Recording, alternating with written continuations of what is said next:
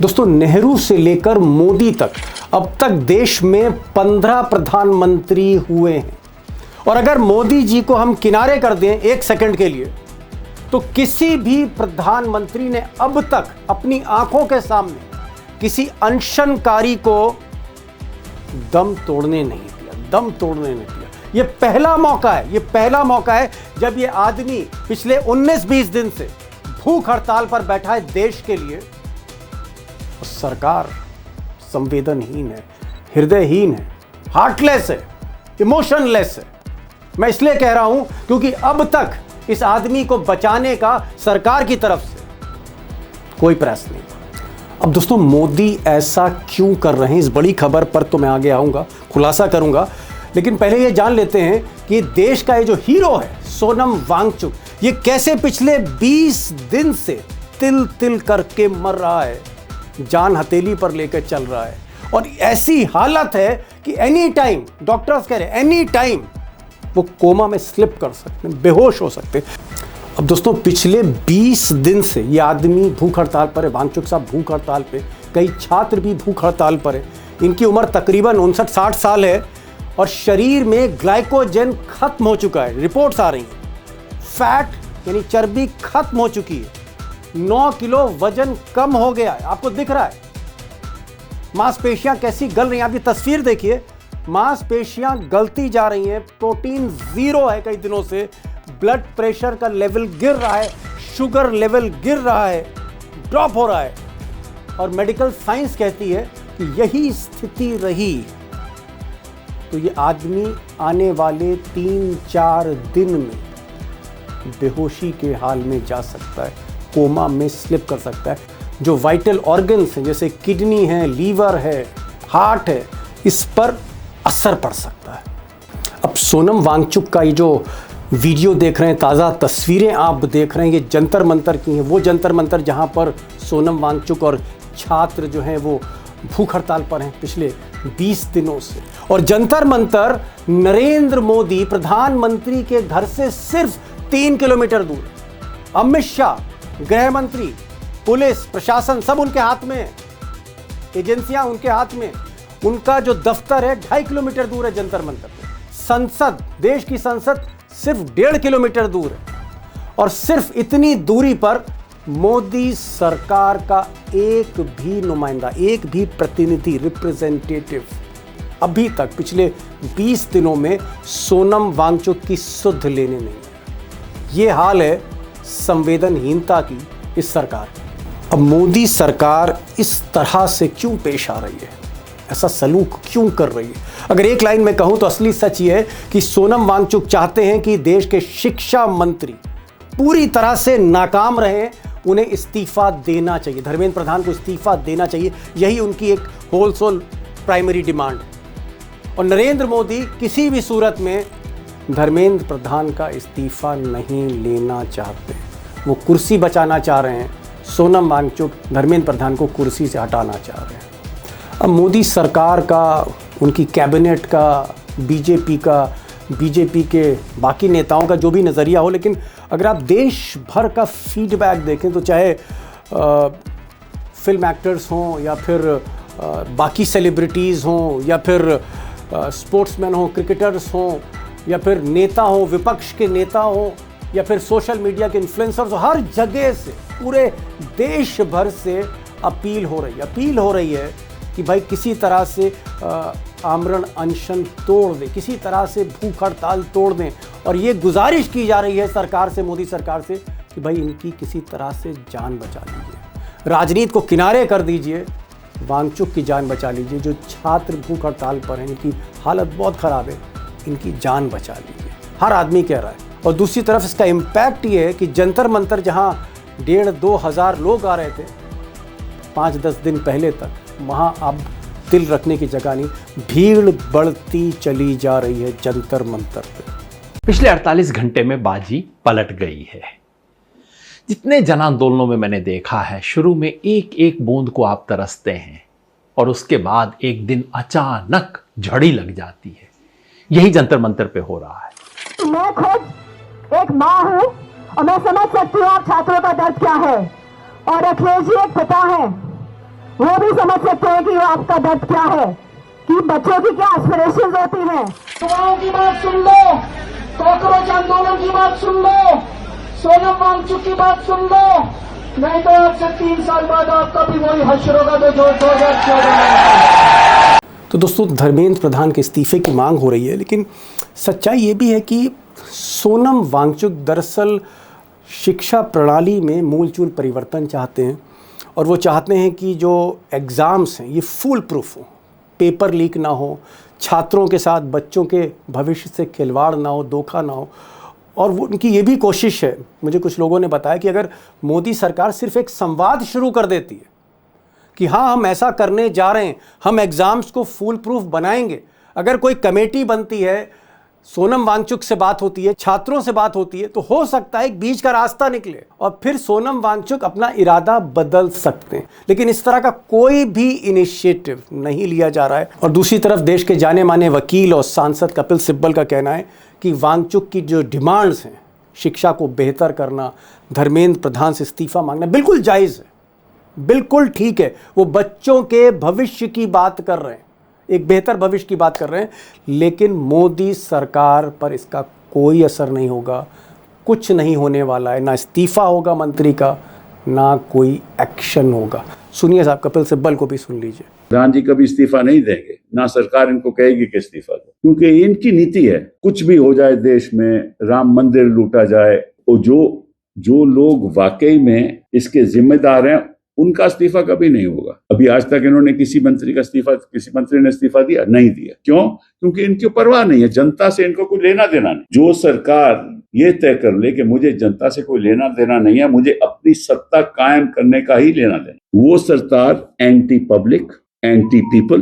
अब क्योंकि मामला दोस्तों इंसानियत का है, किसी की जान बचाने का है जो देश के लिए संघर्ष कर रहा है, इसलिए आज एक और इम्पॉर्टेंट डेवलपमेंट हुआ। और इम्पॉर्टेंट डेवलपमेंट ये हुआ कि high court, Delhi high court के चीफ जस्टिस ने आज इंटरवीन किया है, उन्होंने हस्तक्षेप किया है सोनम वांगचुक के मामले में, और मोदी सरकार को आदेश दिए हैं कि आप सरकारी डॉक्टर्स, उनका एक पैनल जिसमें सीएमओ और एक्सपर्ट डॉक्टर्स हों, जो 24 घंटे मौके पर सोनम वांगचुक और छात्रों की सेहत मॉनिटर करें, सारे पैरामीटर्स बॉडी के मॉनिटर करें, और हर कोशिश होनी चाहिए जान बचाने के लिए।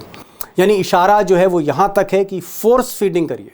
अगर वांगचुक साहब ज़िद करते हैं और सेहत उनकी जा रही है या कोमा की तरफ वो बढ़ रहे हैं, फोर्स फीडिंग करिए, उनको अस्पताल में भर्ती करिए और ग्लूकोज दीजिए, जो भी नेसेसरी मेडिकल ट्रीटमेंट है या इनिशिएटिव्स हैं वो लीजिए, जान बचनी चाहिए। ये आदेश हाई कोर्ट ने मोदी सरकार को दिए।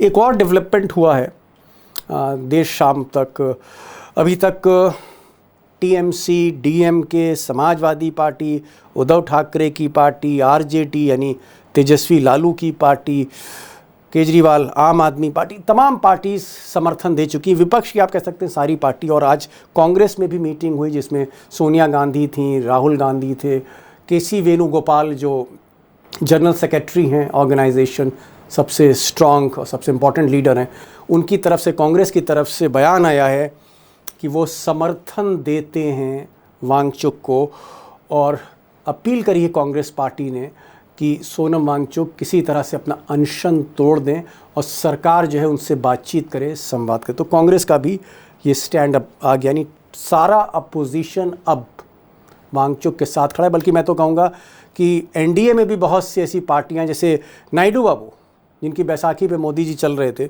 नायडू बाबू का भी बयान आया है, अभी नहीं लेकिन पहले आया है, कि इस मामले को स्टूडेंट्स का मामला समझा जाए, पॉलिटिकल मामला ना समझा जाए। ये एक मैसेज नायडू बाबू ने भी दिया। मैच्योर आदमी है, मैच्योर बात करते हैं। अब दोस्तों जो बड़ा सवाल है, मैं पॉलिटिकल इश्यूज़ में नहीं जा रहा हूँ, धर्मेंद्र प्रधान के इस्तीफे में भी नहीं जा रहा हूँ। बड़ा सवाल ये है कि क्या मिस्टर मोदी और मिस्टर शाह, क्या ये वाकई सोनम वांगचुक जो उनकी स्थिति है, हालत है, उसको देखकर क्या वो सोनम वांगचुक के आगे झुकेंगे, बेंड करेंगे, थोड़ा सा झुकेंगे, एक सांत्वना, एक संवेदनशीलता देखने को हमें मिलेगी, या फिर सरकार के दिमाग में कुछ और चल रहा है, कुछ और ऑप्शंस चल रहे हैं? अब इस मसले को लेकर मैंने प्रोफेसर अखिल स्वामी साहब को बुलाया है। स्टूडेंट्स को समझते हैं, शिक्षा को समझते हैं, इस मूवमेंट को समझ रहे हैं। वांगचुक साहब को भी जानते हैं। प्रोफेसर साहब होंगे। अब मामला क्योंकि जेनजी का ही है, बच्चों का ही है, युवाओं का है, तो हमारे साथ युवा पत्रकार अभिषेक भी होंगे। प्रोफेसर साहब, आपसे जो सवाल मैं करना चाह रहा हूँ कि 19वां दिन है, एक आदमी अपने निजी काम के लिए नहीं, अपने प्रमोशन के लिए नहीं बैठे हैं सोनम वांगचुक कि सरकारी नौकरी सब प्रमोशन नहीं हुआ तो धरने पे बैठ गए।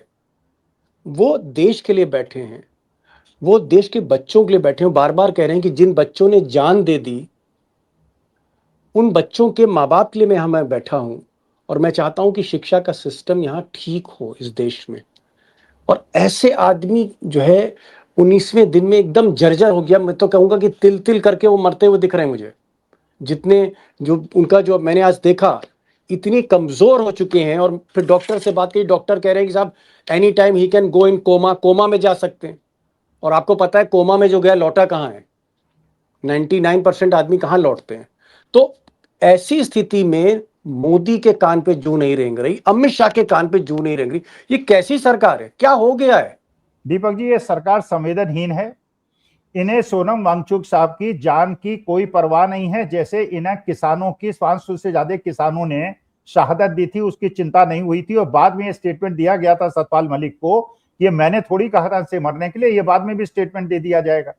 अच्छा, पिछले 2 महीने से राहुल गांधी और यूथ कांग्रेस एनएसयूआई भी इसी प्रकार का संघर्ष कर रहे हैं। पैरेलल संघर्ष चल रहा है।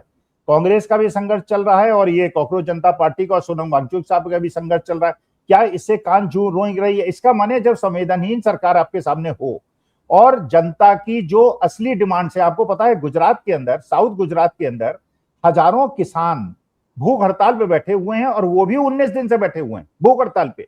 उनसे कहा गया कि हाई टेंशन वायर अडानी जी के डाले जाएंगे उनके खेतों से और ये कहा गया मुआवजा डबल कर दिया जाएगा। वो कहते हैं तब तक नहीं उठेंगे जब तक राइटिंग में नहीं मिलेगा और 4 गुना तो भूख हड़ताल और ये सारे आंदोलन पूरे हिंदुस्तान के अंदर चल रहे हैं।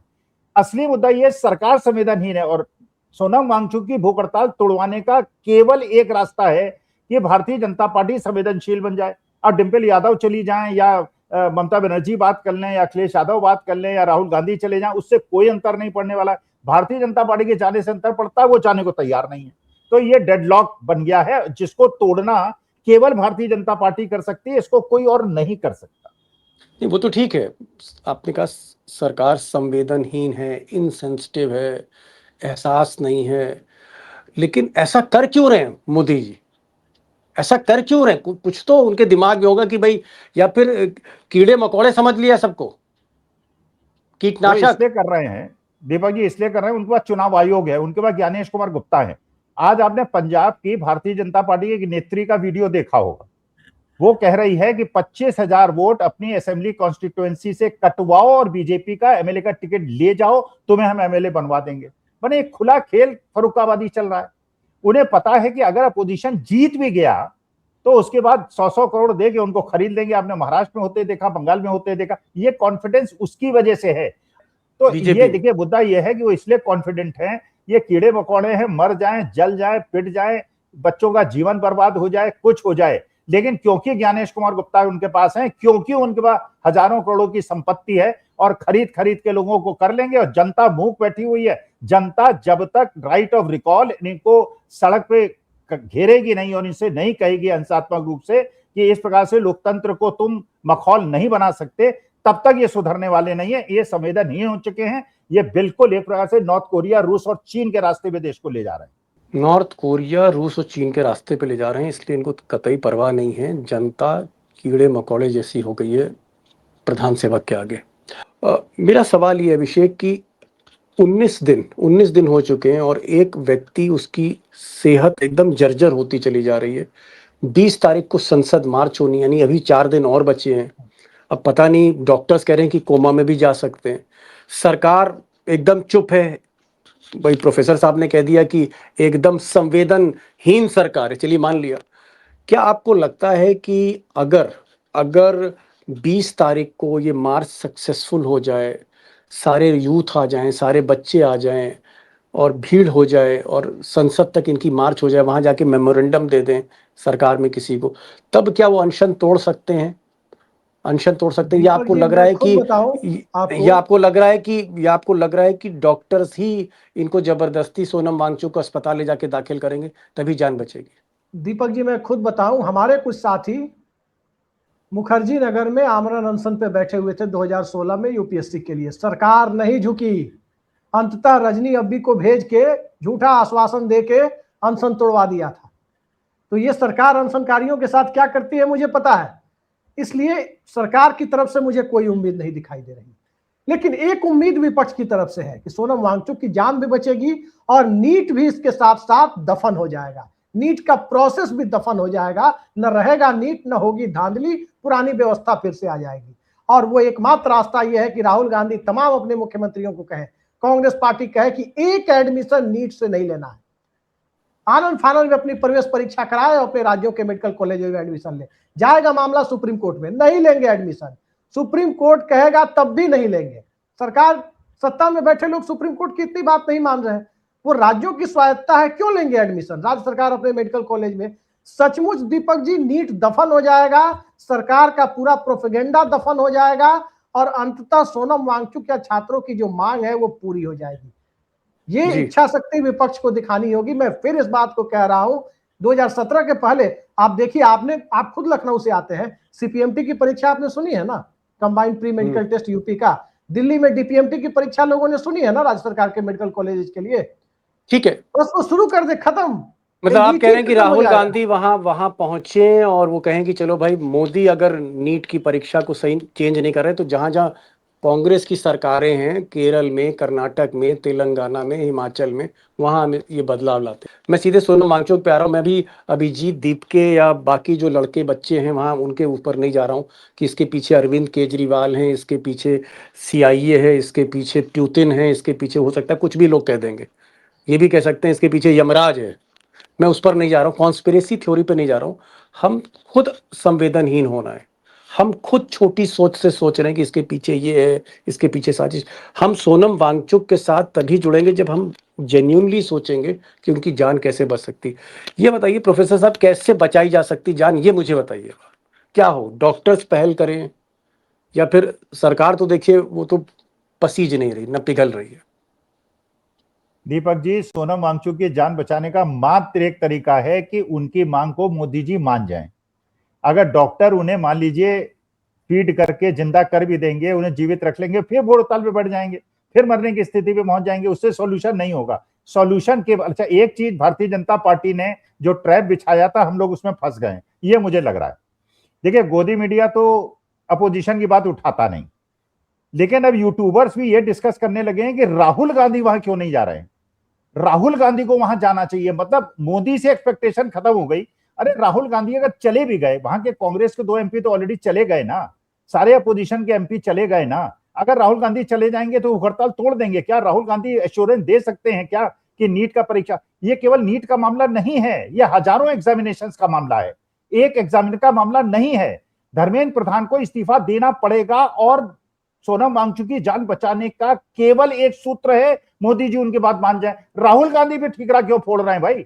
राहुल गांधी के बारे में जो अभिजीत दीपिके ने स्टेटमेंट दिए हैं, एयरपोर्ट से उतरते समय दिए हैं, जब उन्होंने पदयात्रा की थी उसके समय दिए थे कि ये टूरिज्म कर रहे हैं यहाँ पर, और ये कहा था मुझे कांग्रेस या किसी पॉलिटिकल पार्टी की जरूरत नहीं है। और राहुल गांधी के मेंबर ऑफ पार्लियामेंट जा रहे हैं जंतर मंतर, राहुल गांधी पे केंद्रित हम क्यों हो रहे हैं? हम मोदी जी, वही गोदी मीडिया जो करता है, मोदी जी से प्रश्न नहीं पूछता है, अपोजिशन से प्रश्न पूछता है, हम भी अपोजिशन से प्रश्न। चलिए ठीक है, समझ गए, समझ गया। स्वामी जी, कम से कम मैं अभिजीत दीपके से कहीं सहमत नहीं हूं, मेरी कोई जान पहचान अभिजीत दीपके से नहीं है।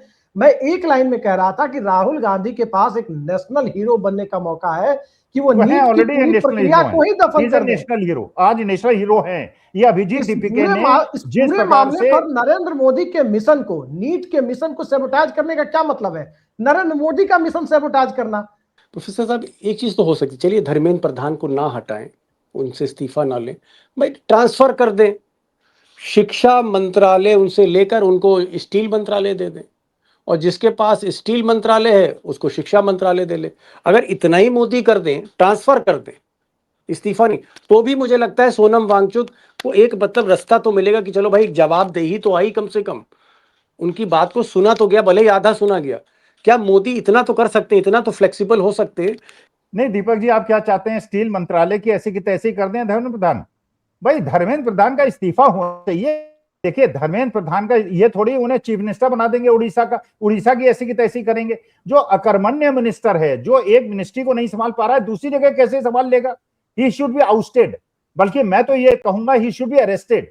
हमारे 20 बच्चों की जान जिस आदमी ने ली है, he should be arrested. Transfer से कैसे? Transfer is no punishment, he has to resign, he should go to jail. हमारे उन्होंने स्वीकार किया है कि उनकी गलती से ये पेपर लीक हुआ है। जब उन्होंने गलती मान ली है तो उनको एक तरह से बच्चों को आत्महत्या के लिए प्रोत्साहित करने का उन पर आरोप क्यों नहीं लगता है? ये कोई सॉल्यूशन नहीं है कि ही should be transferred, he may be transferred, he should not be transferred, he should be punished. हाँ अभिषेक भाई, आप कुछ बोल रहे हैं? मैं ये कह रहा था, आपने कहा कि मोदी जी रास्ता क्यों नहीं निकाल रहे। देखिए मेहुल भाई नहीं है सोनम भाई, मैं फिर कह रहा हूं, मेहुल भाई गुजरात से आते हैं, गौतम अडानी नहीं है, उन्होंने खुद कहा है। तो नहीं, मैं मेहुल भाई का ही जिक्र कर रहा हूं क्योंकि मैंने खुद सुना है उन्हें मेहुल भाई कहते हुए। तो सोनम भाई भी अगर होते तो निश्चित तौर पर उनके लिए मोदी जी सोचते। ये फर्क है, ये फर्क है देश के अंदर मौजूदा सिस्टम में। जी प्रोफेसर साहब, लास्ट आपका पार्टिंग सेंटेंस फाइनल। देखिए इसमें राहुल गांधी का कोई रोल नहीं है। राहुल गांधी 2 महीने से संघर्ष कर रहे हैं बच्चों के लिए।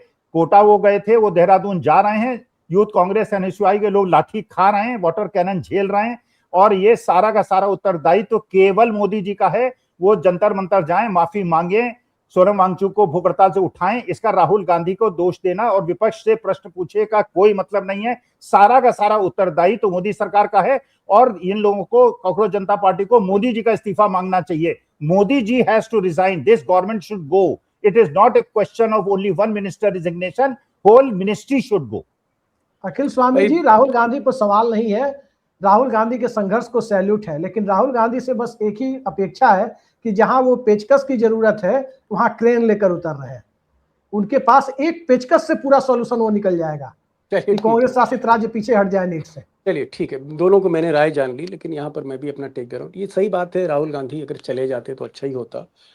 प्रोफेसर साहब ने कहा था, अगर आग बुझाने के लिए अगर 4 लोग बाल्टी पानी डाल रहे हैं और 5वां आदमी कोई छोटी सा लोटा लेके पानी डाल रहा है तो उसको भी शामिल कर लेना चाहिए।